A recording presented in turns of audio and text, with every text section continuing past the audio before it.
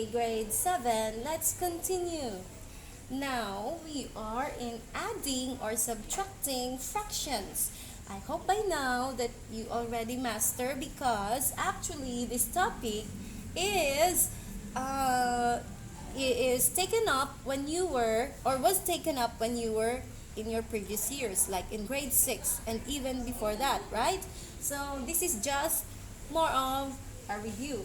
But anyway, to review our past lessons or the skills that we learned in the past, no? So let us now add fractions. This time they are dissimilar. If it's similar, it's okay, correct? Because you just add the numerator like this. If you have 2/5 plus 1/5, all you have to do is add the numerator, right? 3 over and copy your denominator. That's very easy. But this time you're given a dissimilar fractions. So what will you do? Of course, find the LCM first. Very good. What is your LCM? Or in short, what are we trying to do here? We're trying to make or write them into similar fractions. That's the goal. We need to write them as fractions having the same denominator. Or in short, to get there, you need to find the LCM, or the least common multiple. So what's the LCM again? It's 9. Alright? So, like what Pip said, we will write them as like fractions. So here is a tip.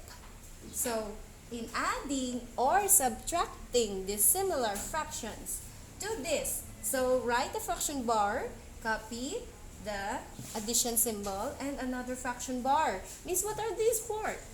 Because this will tell you that you will make similar fractions. Alright? Now, like what we've said, the LCM is 9. So, write 9 here.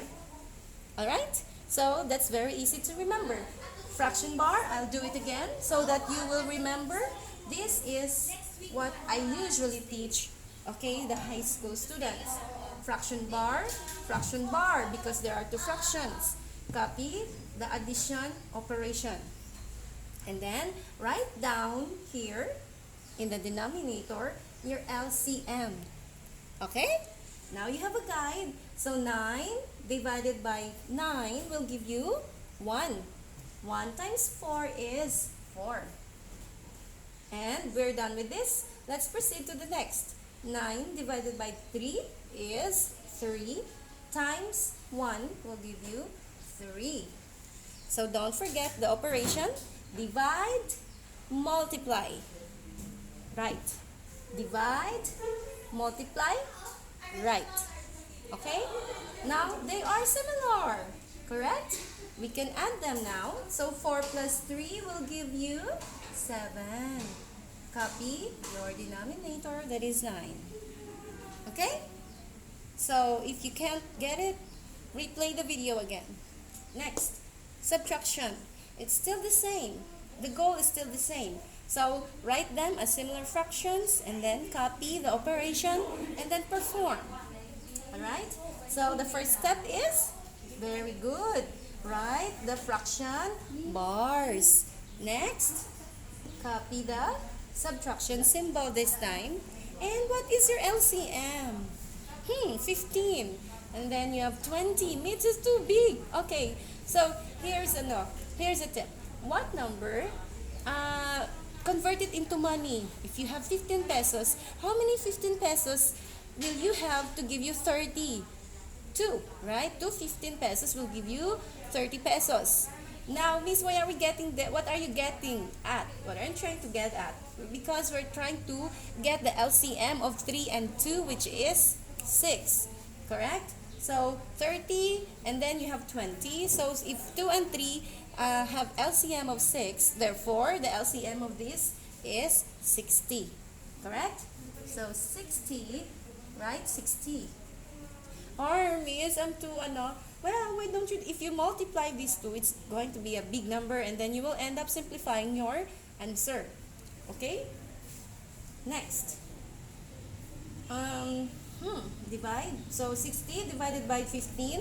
Remember, You need 2 15s to give you 30. You need 2 30s to give you 60 pesos.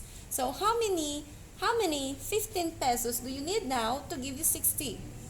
4, right? 4 15 pesos will give you 60 pesos. So I'm just trying to relate this to money so that it's easier to understand. So 60 divided by 15 will give you 4. And then here, you want to check? So 15 times 4, 20 carry 2, 60. So 60, okay? 4 times, so divide times 18 times 4 will give you 32 carry 3, 7, 72. Write it here. See? You don't just mental calculate. If it's too large, you have to write it down so that you will know. If you want, well, Miss, can I get my calculator? Fine. Okay? So 60 now divided by 20 will give you 3.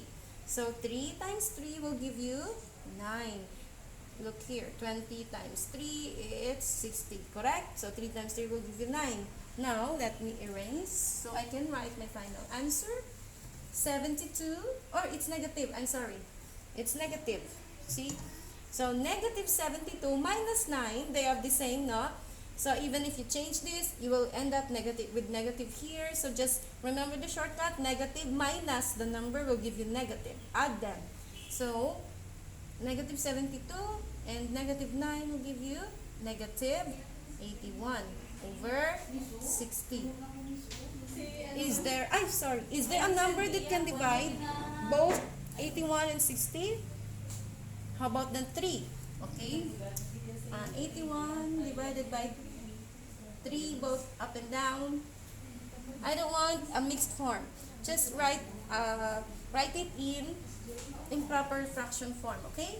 So divided by 3, both up and down. So 81 divided by 3. See here, I'm trying to show you how to do it. 2, 6, 2, 1, 7. So you will have 27, negative, of course, and 20. Correct? Can you simplify this? No. Negative 27 over 20. Okay? Remember how to do it. Okay?